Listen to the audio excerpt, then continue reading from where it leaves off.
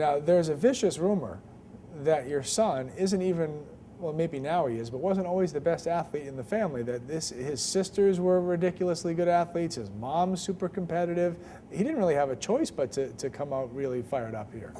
Well, we tried to get our kids into gymnastics and into music and into, they play the guitar, the piano, whatever it might be, and they all gravitated to sports, and so we did have some pretty good athletes. Our oldest daughter, Maureen, was an All-American softball pitcher at Fresno State, and our daughter Julie was at St. Mary's with a soccer scholarship, and our Nancy went to UC Berkeley and plays softball, and my wife is a fanatical tennis player and loves to play golf, and so we're all kind of into this thing together, just kind of circulating from field to field and gymnasium to gymnasium. There are a lot of parents who see their kids at the youth level and go, oh, my kid's going to be great at this. Did you remember a time when you saw Tom playing football and you were like, you know what,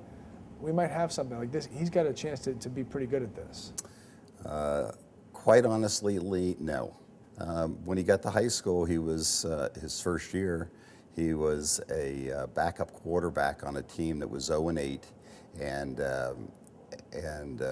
they didn't score a touchdown. And as they didn't even score a touchdown, he wasn't good enough to get into a game as a quarterback for one play.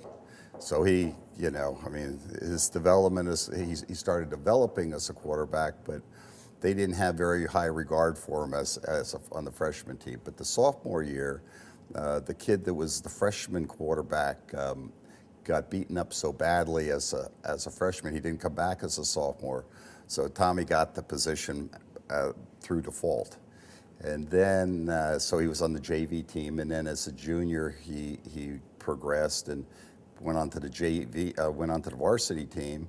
And in a senior, he was pretty darn good. But we hoped that he might get a college scholarship.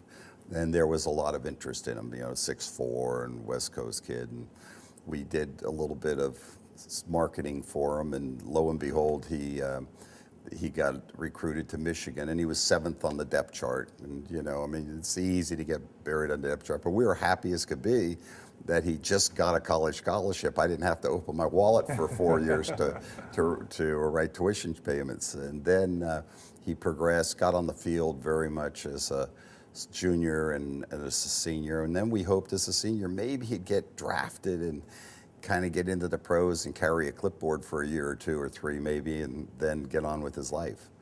And the Lord works in strange ways. In his second year, Bledsoe goes down, and he's moved up the depth chart through past Damon Eward, who was terrific, and I believe Michael Bishop was on the team. And lo and behold, he got to start, and from there it's been 11 years of a great run. So clearly the bar was very low at the beginning. We're just trying to get him into a game on a winless team in high school to, arguably the greatest quarterback that it's ever played. I mean, that's quite a leap in a short amount of time.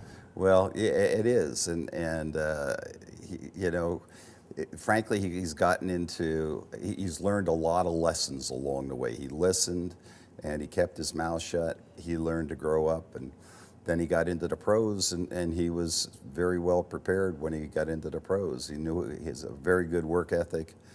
He's got extraordinarily good discipline, and as such, it's kind of developed, and he's matured and matriculated into a pretty good quarterback. A lot of his success seems to be because he's so stubborn.